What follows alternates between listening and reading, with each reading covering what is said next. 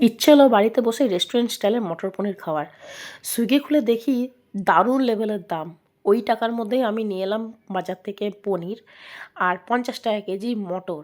মটরের দামটা একটু সস্তা হয়েছে, খেতে এই জন্য ভালোই লাগবে। তাহলে চলুন কীভাবে এই রেস্টুরেন্ট স্টাইলের মটর পনির বানিয়েছি আপনাদের সাথে শেয়ার করি। সবথেকে ম্যান্ডেটরি যেটা হচ্ছে পনির আর মটর নিয়ে নিয়েছি।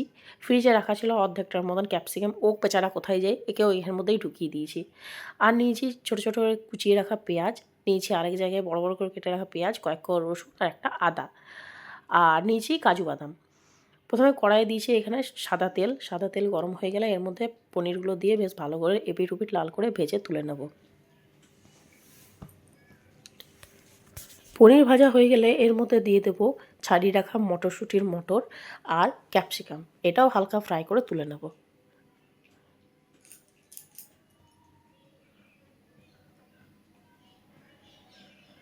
এবার আবারও কড়াইয়ে তেল দিয়েছি, দিয়ে দেবো এর মধ্যে গোটা গরম মশলা। এর মধ্যে দিয়েছি একটা ছোটো এলাচ, দুটো লবঙ্গ আর 2 টুকরো দারচিনি। এরপর এর মধ্যে দিয়ে দিয়েছি আমি ওই বড় বড় করে কেটে রাখা পেঁয়াজ, কয়েক কোয়া রসুন আর 1 টুকরো আদা আর কিছুটা টমেটো। এগুলো ভাজার পর এর মধ্যে দিয়ে দিয়েছি কাজু বাদাম আর 10টার মতন কাজু বাদাম। এবার সবগুলো ভেজে একটা পেস্ট তৈরি করে নেব। অন্যদিকে আবারও কিছুটা তেল দিয়ে দিয়েছি গোটা জিরে।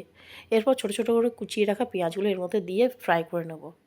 এরপর ওই বেটে রাখা পেস্টটা দিয়ে দিয়েছি।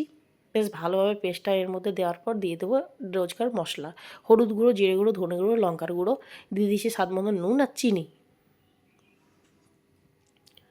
মশলাটা বেশ ভালোভাবে কষানো হয়ে যাবে। এরপর এর মধ্যে দিয়ে দেবো ভেজে রাখা মটর, ক্যাপসিকাম আর পনির। ব্যাস ভালোভাবে কষানো হয়ে গেলে এর মধ্যে দিয়ে দেবো পরিমাণ মতন জল। জলটা আমি একটু কমই দিয়েছি, তাহলে গাঢ় গাঢ় বেশ হবে। জল ফুটে উঠলে এর মধ্যে দিয়ে দিয়েছি ফ্রেশ কুচিয়ে রাখা ধনেপাতা।